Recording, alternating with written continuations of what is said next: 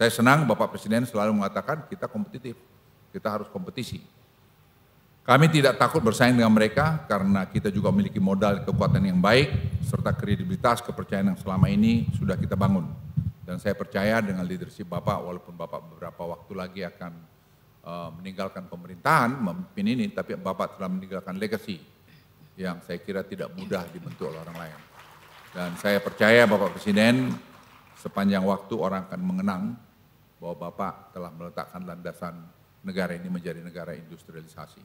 Tidak hanya pengekspor raw material. Saya kalau boleh mungkin agak sentimental, selamat jalan Pak. Bapak akan menjadi kenangan yang indah buat Indonesia. Walaupun masih 2-3 bulan Pak Presiden, tapi saya kira acara penting semacam ini menurut saya sangat, buat saya pribadi sangat menyentuh. Karena saya ingat Pak di depan pintu masuk istana di yang belakang Bapak firm untuk menyangkut kita memban ekspor nikel ore. Dan itu merupakan tantangan, kita kehilangan 1,5 miliar waktu itu.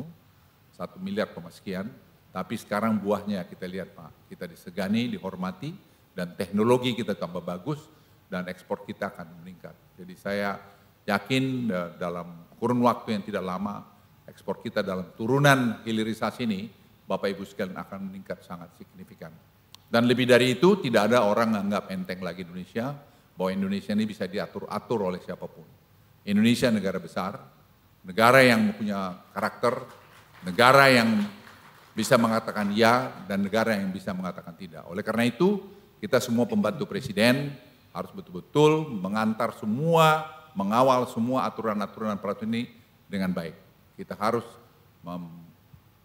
menjaga kredibilitas Bapak Presiden yang sudah dibangun selama 10 tahun. Kita semua pembantunya harus bahu-membahu melakukan ini dan saling mengingatkan untuk kita tidak mengkhianati ketentuan atau kredibilitas yang sudah dibuat Bapak Presiden. Itu Bapak Presiden dari saya, dan saya sekali lagi rasa hormat pada Bapak, karena Bapak telah memimpin kami, paling tidak dari saya sendiri selama 10 tahun yang pernah berada di bawah Bapak, dan masih ada 2-3 bulan ke depan, tapi saya yakin sekali lagi, hakul yakin bahwa apa yang sudah Bapak letakkan ini akan menjadi landasan buat kita semua. Sekian, terima kasih. Wassalamualaikum warahmatullahi wabarakatuh. Negara ini adalah negara yang berdaulat. Kepentingan nasional adalah segala-galanya buat kita. Tidak bisa kita didikte oleh siapapun. Saya sampaikan pada Menteri, maju terus. Digugat kalah, banding. Nanti nggak tahu, kalah lagi tapi kita sudah punya industri, ekosistem besar dari EV maupun EV baterai.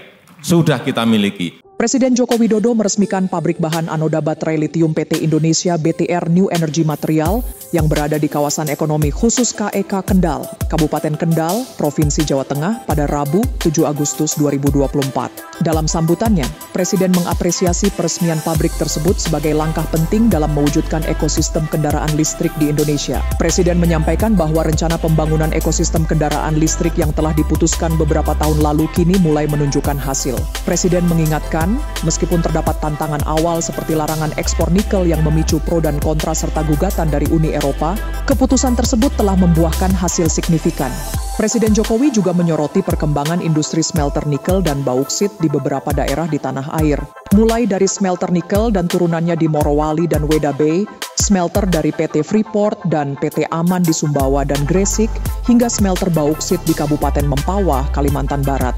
Dalam kesempatan tersebut, Presiden turut memuji kecepatan pembangunan pabrik tersebut yang hanya memakan waktu 10 bulan sejak penandatanganan di Beijing. Pabrik ini juga diharapkan mampu memproduksi 80.000 ton material anoda per tahun pada tahap berikutnya, yang setara dengan 1,5 juta mobil listrik.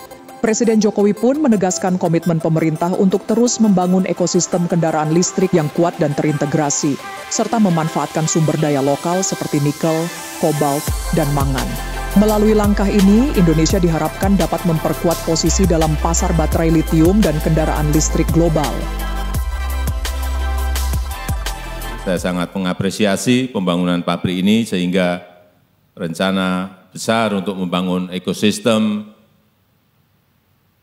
mobil listrik yang terintegrasi dan kuat betul-betul satu persatu akan terrealisasi.